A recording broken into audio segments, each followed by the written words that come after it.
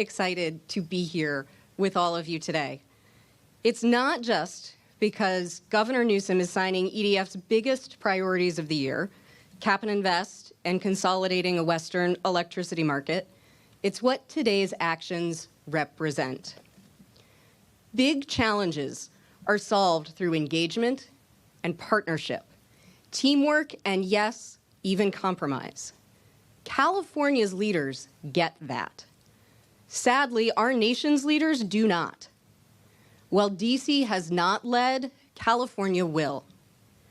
As our nation blocks clean energy progress, digs in on failed policies fueling higher prices and the climate crisis, we are doubling down on collaboration to bolster climate action, sustain climate action, and increase access to cheaper, cleaner energy.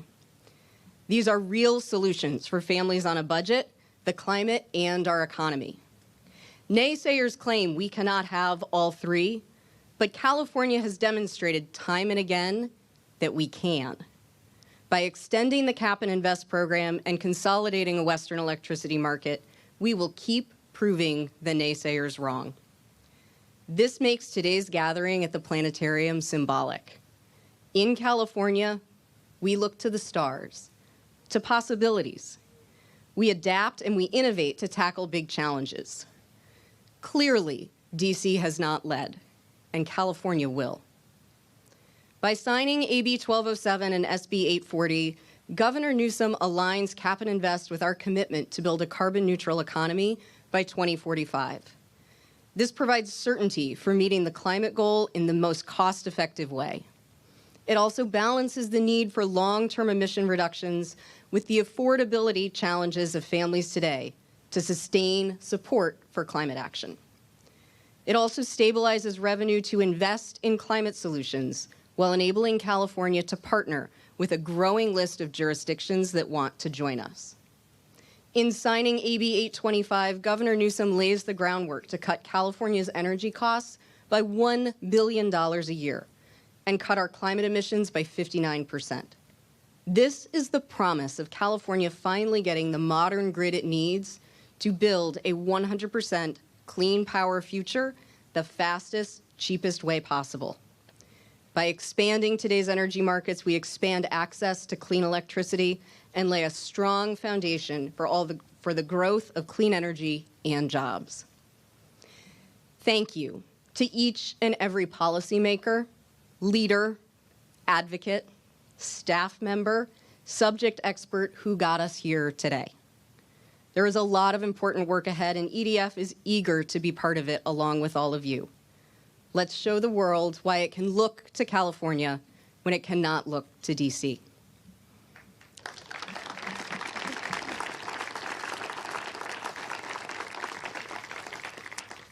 And with that, I'm pleased to introduce Rodney Fong from the San Francisco Chamber of Commerce.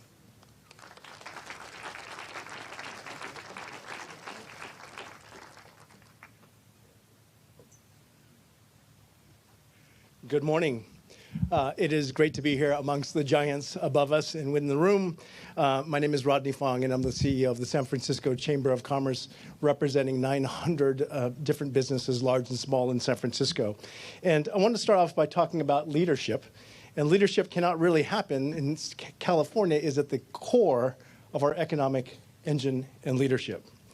We're leaders in the climate change, we're leaders in innovation, and now we're leaders in predictability of businesses. And I'm speaking from the business community. When we ask our members what's the number one thing they need, it's predictability and certainty. And so this bill, package of bills, is going to do exactly that. We're excited about it. We want to thank the California Chamber of Commerce, Governor Newsom, and all the legislators that are here today for this great package. So congratulations and thank you.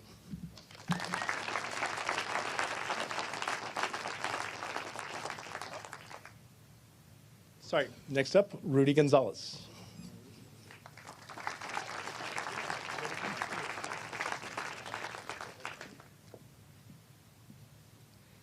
Thank you, Rodney. I appreciate your partnership and collaboration.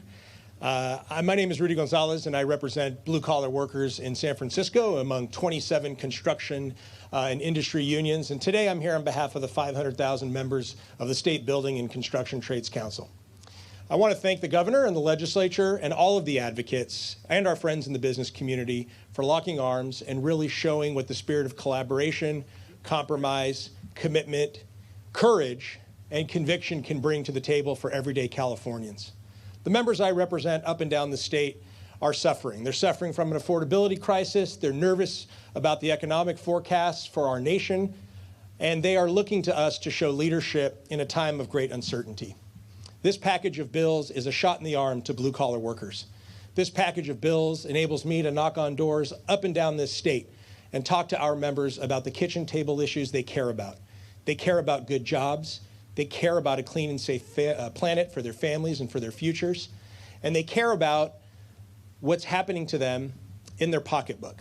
This package of bills is going to bring about forward movement for our issues around climate change, but perhaps more importantly to the folks that I represent, it's going to send a message to them that blue-collar workers are at the center of this administration's policy, that industrial workers have a future in this state, and that we together, with advocates from all sides of these conversations, can move California forward for a vibrant economy that works for working people. With that, it's my pleasure to introduce Assemblymember Jackie Irwin.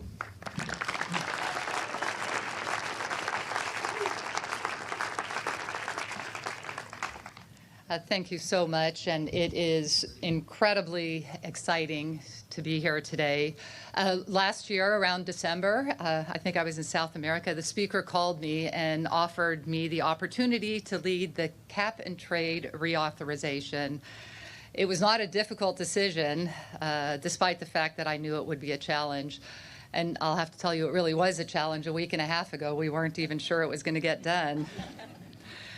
So at the beginning of the year, we appointed a 17-person assembly working group. And I'm sure it would be a surprise to no one that 17 politicians have a lot of different opinions. But we rolled up our sleeves and met almost every week over the last year, and the result of that hard work is reflected in AB 1207. The work will result in lower electricity bills for all Californians among in the highest billed months. And if the PUC gets it right, it could result in a 30% discount on electric bills during those months. Furthermore, it will direct a portion of the funds to provide long-term affordability benefits through public financing for transmission projects. AB 1207 will continue our fight against climate change while containing costs for all Californians. But the point that I want to make as the representative of Pacific Palisades, where over 5,000 homes tragically burned 9 months ago, the cost of inaction is immeasurable. So I would like to thank the governor, his incredible staff. I would like to thank the speaker and Assembly members Bauer-Kayan and Assembly member Bryan, who are on our negotiating team. And I want to give out a big thanks to Assemblymember Cotty Petrie-Norris, who really shepherded all the very difficult energy bills through the Assembly and through the legislature. And finally, all of you sitting here know you can't get it done without incredible staff. So I want to thank Brett and Sam and Susan from the Speaker's office. With the passage of SB 840 and AB 1207, California will continue to lead the world in fighting climate change. Thank you very much.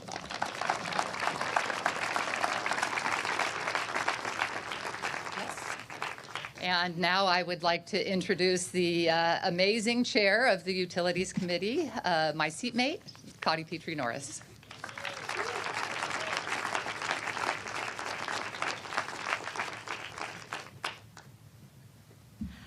Good morning.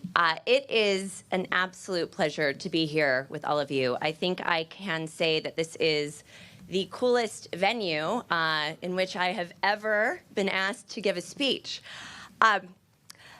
I am Connie Petrie-Norris. I represent California's 73rd Assembly District, and I am the chair of the Assembly Committee on Utilities and Energy. We began 2025 with the devastating LA wildfires. One more reminder that the climate crisis is here, now, and urgent. And that's something that California and Californians have understood for a very long time. That's why we have led the nation and the world on climate action. We have incredibly ambitious and incredibly important climate goals. I don't think I'm going to surprise anyone in this room when I say we also have a monumental challenge before us in order to actually deliver on those goals. Some of you have heard me joke that for years, decades, generations of policymakers got to come to Sacramento, serve in state government, and set these really, really big, audacious targets and say, you know what, in 50 years' time, we're going to do something really, really hard. And then they could kind of pat themselves on the back, have a press conference, declare themselves a climate warrior, and kind of go about their business. And we can't do that anymore because all of those chips are coming due. And so getting this done happens on our watch. And every single person in this room is a part of that story and is going to be it has been a part of the success we've achieved in California and is an important part of the success that we must achieve as we move forward. And I think as we looked at the challenges in front of us this year, we wanted to make sure that we weren't just making progress on climate action, but that we were doing it in a way that really balanced the three legs of our energy stool: sustainability, reliability, and affordability. And so I'm proud of the bills that we are putting on your desk today, Mr. Governor. I really do believe that this package of legislation, as the podium sign says in front of me, we are cutting bills, we're cutting pollution, and we are ensuring reliability for Californians. And as Caitlin said in her opening remarks, the stakes right now really could not be higher. The eyes of the world and the nation are on California. So we've got to make sure that we get this done and that we get it done right, and that we demonstrate that we can lead on climate action while we ensure that Californians can pay their bills, while we ensure that Californians have good, high-quality, high-paying jobs, and that we ensure that we continue to grow the fourth largest economy in the world. These are big challenges, and I'm so grateful to everyone who was part of the success that we achieved this year. I want to say a thank you to my seatmate and partner in crime, Assemblymember Irwin, as well as our colleagues, Assemblymember Wilson, who really led on the work that we did in the Assembly on the stabilization of the petroleum fuels market, as well as my colleague, Assemblymember Hart. I want to thank the speakers team and staff. A special shout out to Laura and to Chase. And I also want to thank our partners and colleagues in the California State Senate. And I'm very pleased to introduce our incoming Senate PT. Give it up for Senator Monique Limon.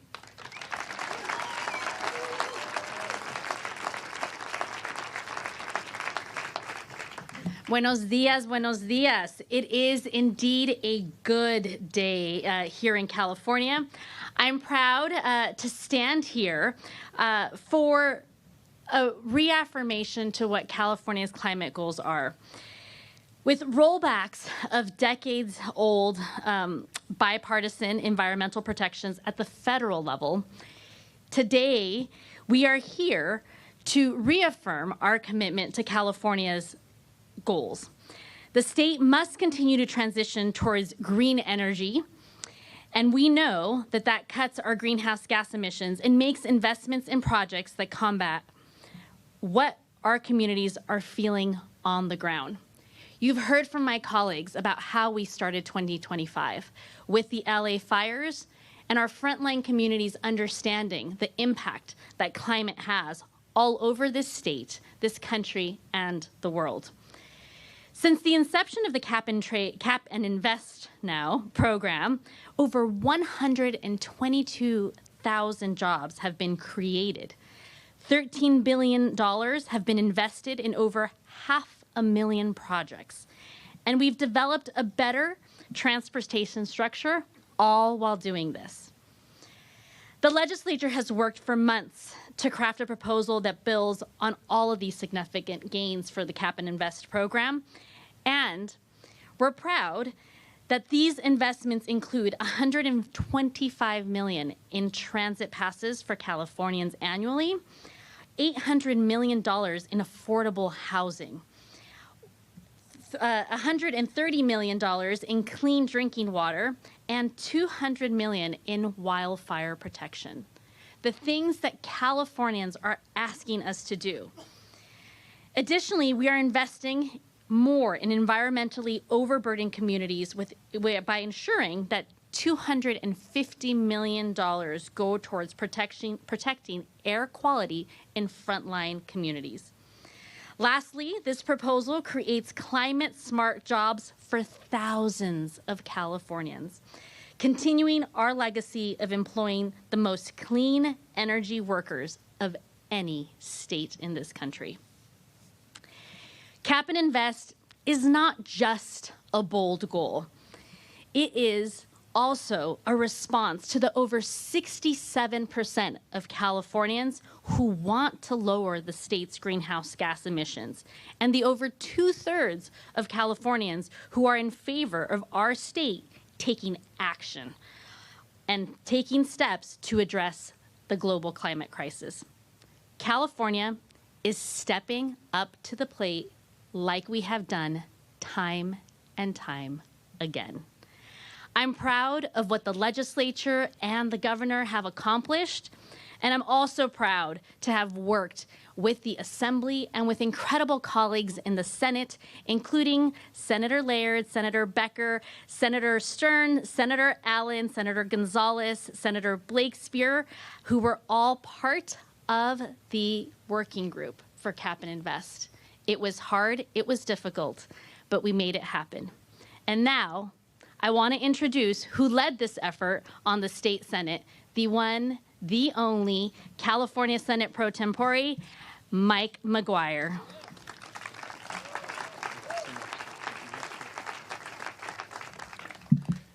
Good morning. How's everybody doing? Hot damn. You know, it's a big day and a big week for several reasons here at the Academy of Sciences. Claude, the albino alligator, turned 30 this week, huh? There we go, right on. And today's a big day because promises were kept here in California. And today is proof that teamwork makes dream work. And today, California's dream is more affordable. You know, for months, the Senate, the Assembly, Governor Newsom, we've been working together to ensure Californians can get relief in their electric bills, and we're delivering on that promise. We've been working together to hold electric utilities accountable and ensure their infrastructure is more wildfire safe. Today, we're following through on that promise. We've been working together to ensure that the Golden State's world-leading climate initiatives continue to thrive under the hostile and regressive policies of the Trump regime. Promises made, promises kept. And together with today's bill signing by the governor, we're continuing California's legacy of innovation, growing our economy, and building more housing where Californians love to call home. The reauthorization includes $60 to $90 billion over the next decade and a half in investments for transit, building thousands of units of housing, safe drinking water for tens of thousands, wildfire prevention, high-speed rail, all the while reducing local air quality impacts in disadvantaged communities. $63 billion will go towards lowering utility bills for Californians who need it most. A promise made, a promise kept. But don't take our word for it. Let's take a look at the numbers over the past decade about Cap and Invest. California's nation-leading Cap and Invest program has supported tens of thousands of jobs, 20,000 housing units, and 420,000 clean energy rebates.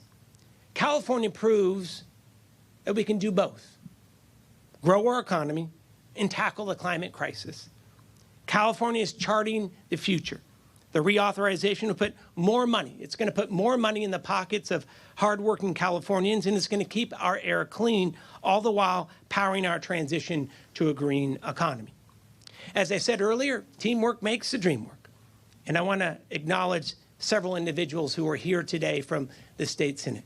First of all, I want to acknowledge our pro tem-elect, Monique Limon, for leading our climate working group. We're grateful for her leadership. I want to say thank you to Senator Josh Becker, the energy chair of the California State Senate, who's been working time and time again to get these bills across the finish line. Thank you so much to Chair Becker. I want to say thank you to Senator Reyes. We also have Senator Grayson, who is here today, who chaired our Fuel Stability Working Group, along with our co-chair, Ms. Richardson, who co-chaired the Fuel Stability Working Group. Thank you to the two of you, to Senator Allen and Senator Blakespear, Senator Caballero and Gonzalez, Senator Laird, who is here today. Thank you for your continued work. To Senator Stern, thank you. To Senator Hurtado, who always reminded us that we have to focus on Kern County and the Central Valley. Thank you, Senator Hurtado. I want to say thank you to Senator Arreguín, who is here today, Senator Cabaldon, and of course, want to say thank you to Senator Grove, who is here as well. To Ms. Petrie Norris and Ms. Irwin, thank you. Thank you for never giving up and for the tenacity that you had. And there are some unsung heroes here today. The Assembly staff, the Governor's staff team, and there are three individuals who I'd like to be able to acknowledge: Chris Nielsen, Kip Lipper, and James Barba, who gave it their all and literally spent about 39 hours up, never getting a wink, getting these bills across the finish line. I want to wrap it up with this. Today's a big win for the Golden State. If you pay utility bills and you want them lower, you win. If you drive a car and hate gas price spikes, you win. If you want clean drinking water, you win. If you want to breathe clean air, you win today. It's a pretty big winner's circle. But this is a pretty ambitious package, but this is what California is all about. In tough times, we come together and pass bold policy that leads this nation. We know the future always means moving forward and always together.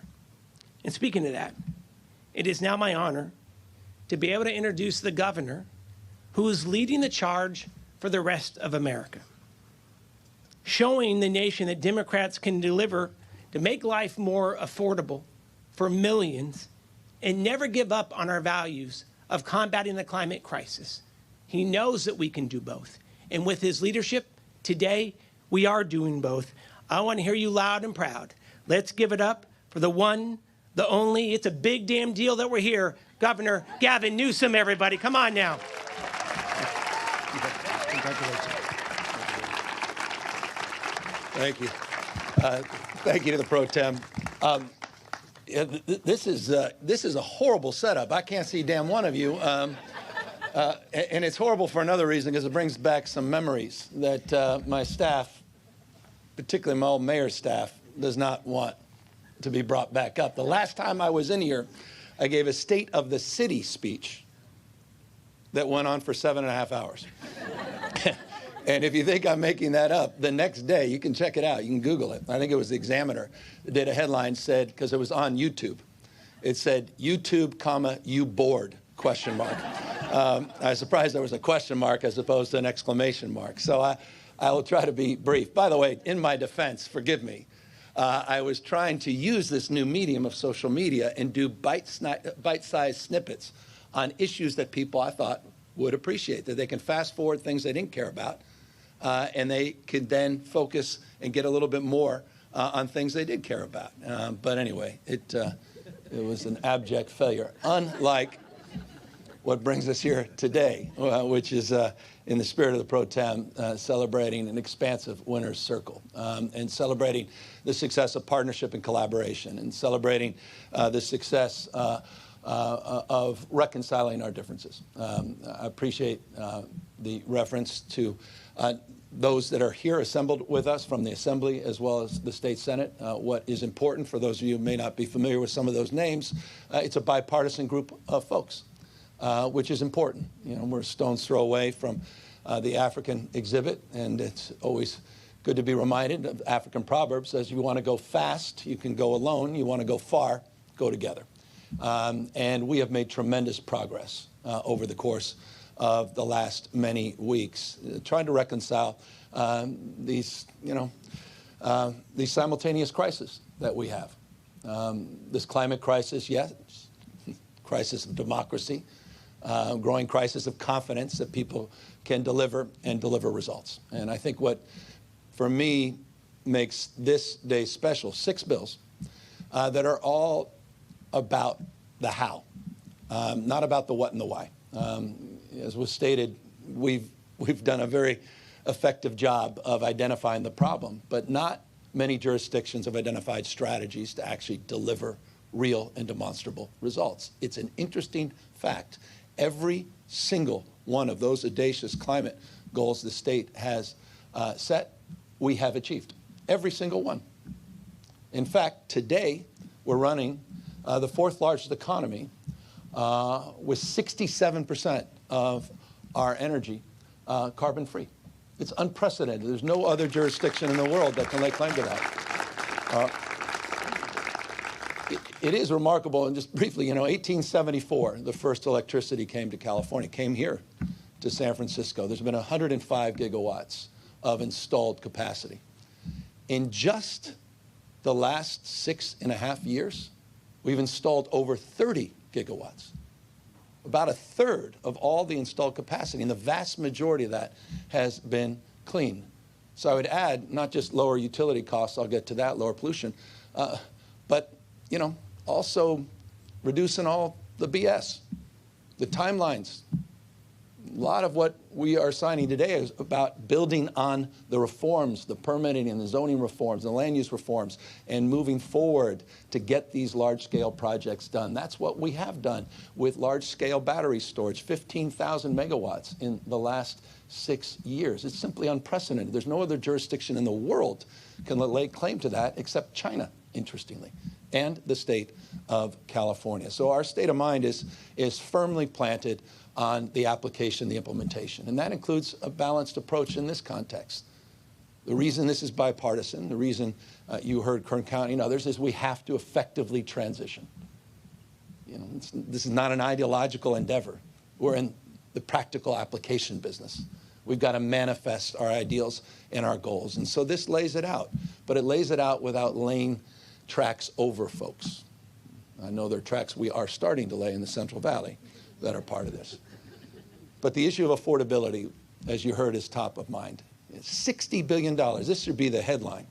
$60 billion of tax rebates on electricity bills. That's what this bill represents, $60 billion. There's not another jurisdiction that can lay claim to that. Close to $1 billion a year just in our regionalization efforts as we work to expand our capacity to export more clean and green energy, to import to address some of the issues around reliability, but also to stabilize our grid with the Western market. We've worked on that for over a decade. We're getting it done here today. So finding a balanced approach, setting forth strategies to achieve audacious goals that simply no other large-scale jurisdiction in the world can lay claim to, and doing it in a way that reduces the burden on ratepayers and taxpayers at the same time. So I'm proud, and it's about time in contrast, because I'll close on this. As it was noted and stated, it was a hell of a time. The CEC, our California Energy Commission, is celebrating its 50th anniversary today. And I'll remind folks that may have forgotten, or those that may not know, it was Ronald Reagan, Republican governor, that signed the bill that ultimately led to the CEC. He did the same with the California Air Resources Board. It was a Republican by the name of Nixon that codified our leadership in 1970 with the Clean Air Act, Clean Water Act, Endangered Species Act, Republican president. The vandalism that this president has done to our kids and our grandkids, the deficits. Environmental injury is nothing more than deficit spending. Healthcare costs, the burdens of cleanup costs in the next generation is a disgrace. It's a disgrace. It's also a front in the spiritual sense. And it's hard not to think about that in the context of these sentinels above you. This is the one thing that connects us generations, thousands and thousands of generations. There's something profoundly spiritual about that. It's an affront to God. Not my word. Those are the words of the Pope when we were at the Vatican a year and a half ago. So we recognize how precious this moment is and how important California is at this moment. And so I say all that, and this is a point of pride, who celebrated my oldest daughter's 16th birthday last night. And these are the kind of things, Mr. Pro Tem, leaders, that we get to look back with deep pride and satisfaction that we did the best we could, and hell, we set the tone and the pace for the rest of the nation. Thank you all very, very much. You sign the bill?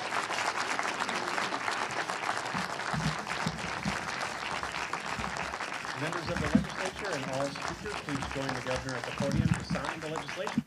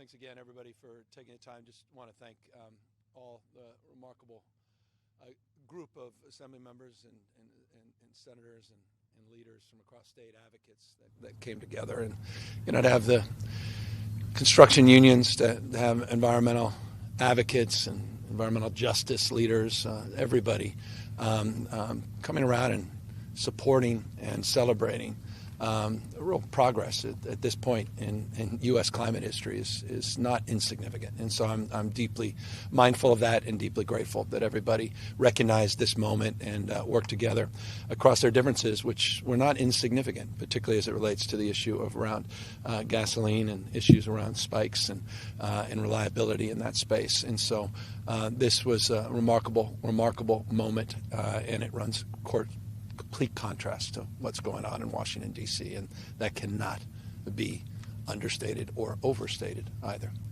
With that, happy to answer any questions. Governor, what's the argument for keeping high-speed rail a top recipient of GGRF funding through this? Because we're on the other side. We're actually laying track.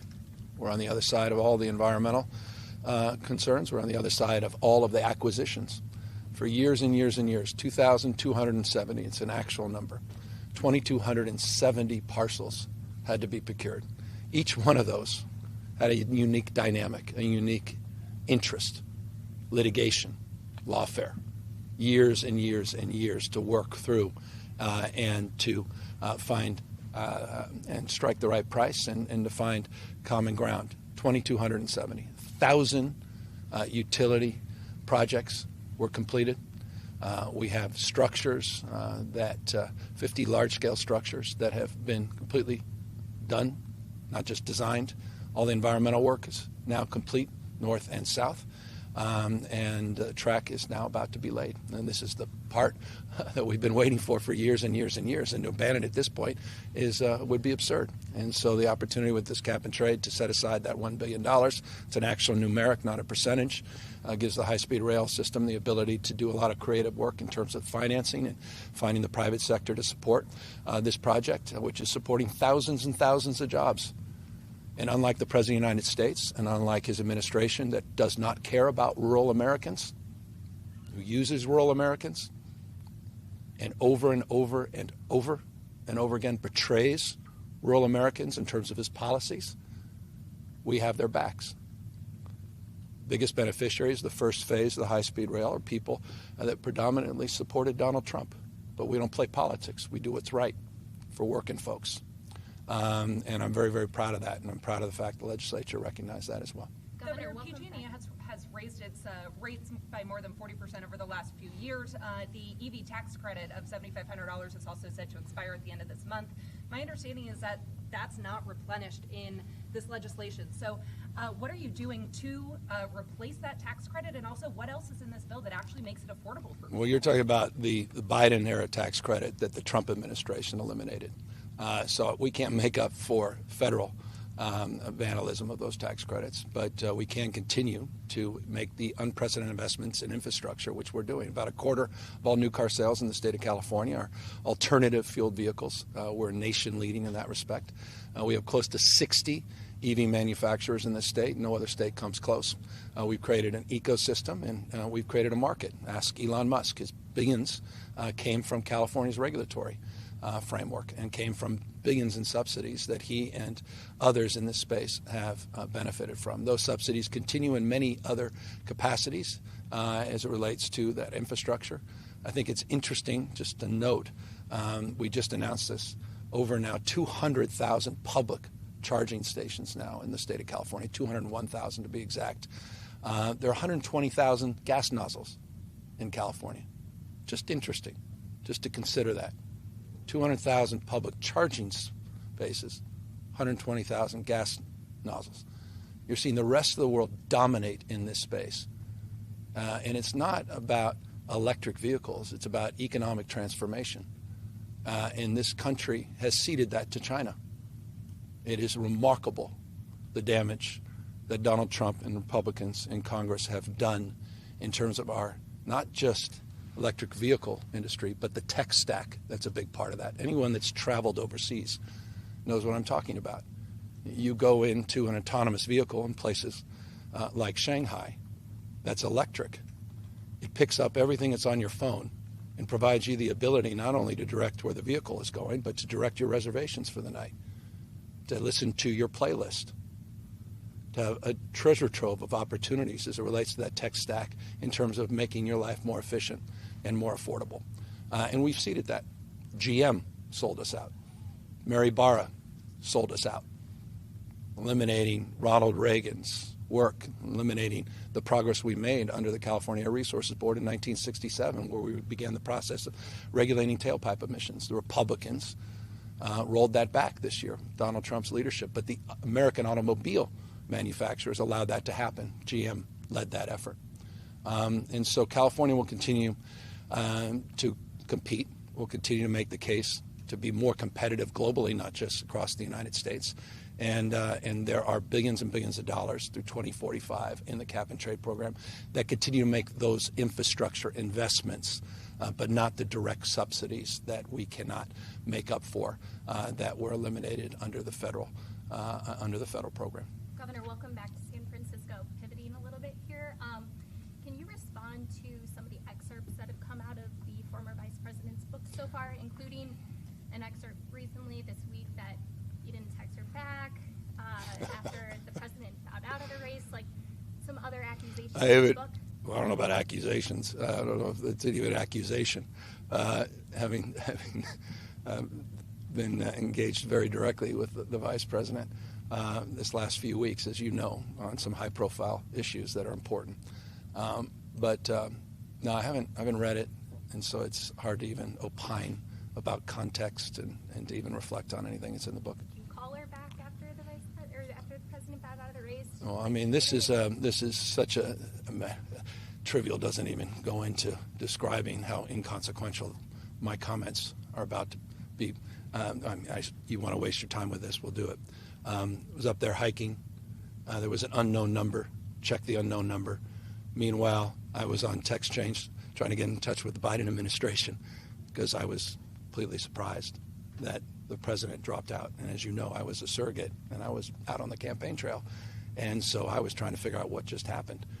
And then when I checked the unknown number, and that was Kamala, said, hey, hiking, we'll call you back.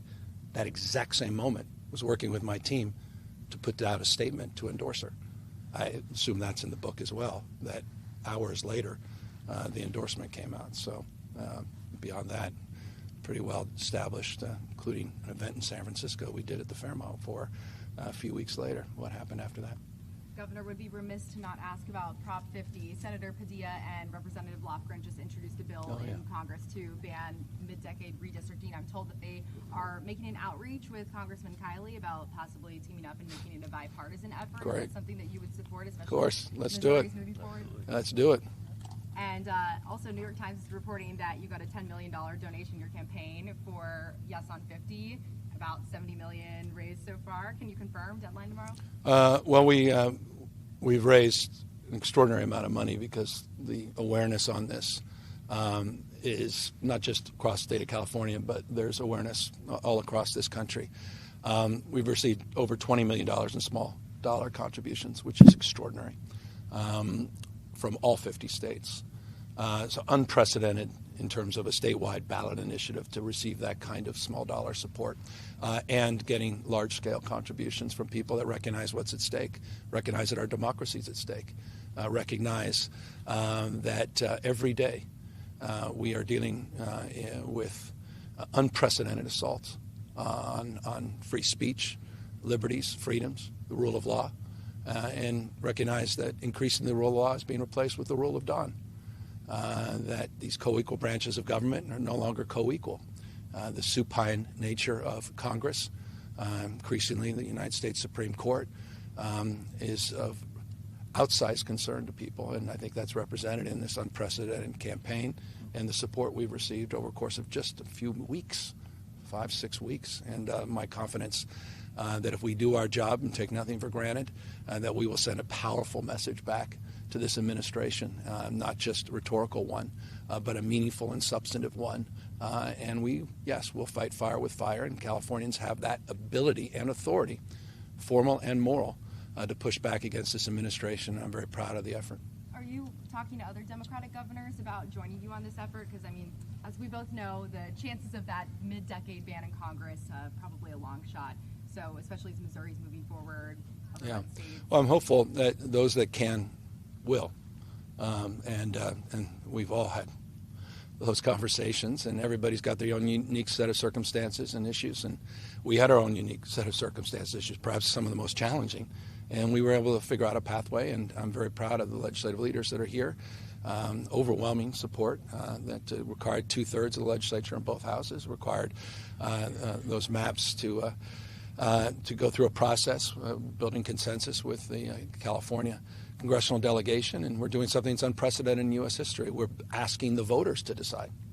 The most transparent and democratic redistricting that's ever been done in the United States of America, period, full stop. Unlike what was done in places like Texas, and those maps are probably designed in Mar-a-Lago. Ours are on the ballot, and that starts, the election begins in just a matter of weeks, October 6th, and it ends that first Tuesday in November. And we're confident the voters will do the right thing because I think they recognize the stakes. Governor, do you Annabelle with SFG? Just a quick question. So this year you have a revised version of an AI regulation bill from Senator Wiener, SB 53. It's back on your desk. Right now it's caught the eyes of Republicans in Congress who are saying they want to reintroduce an AI moratorium. So, I mean, is supporting this bill worth it in your eyes, getting ahead of that potential moratorium? Ted Cruz. California dominates in AI for a reason. We dominate in this space. We don't compete in this space. We dominate in this space. 32 of the top 50 AI companies, market cap in the world, are here for a reason. We have a regulatory posture that supports risk-taking, but we're trying to balance recklessness. And in that context, this state has led with an executive order that I signed a number of years ago in partnership with the Biden administration as it relates to laying out the architecture of how we find that balance. This legislature has introduced and advanced dozens and dozens of bills over the last 3 sessions that I've had the privilege of signing. And there are many bills beyond just SB 53 that you're referencing that are also on my desk for review. A lot of them were informed by a white paper that was put forward by the godmother of AI, Fei-Fei Li, in partnership with Stanford and UC, MIT and others that looked at California's relationship to the industry and looked at California's leadership in relationship to the industry and the lack of leadership and oversight in the federal government. And a lot of those bills were informed on that basis. And so I'm very pleased and grateful. We worked very collaboratively with those leaders. And all of those bills are being considered on their merits. And I'll be reviewing them over the course of the next few weeks. There are over 800 bills that remain on my desk. Last question.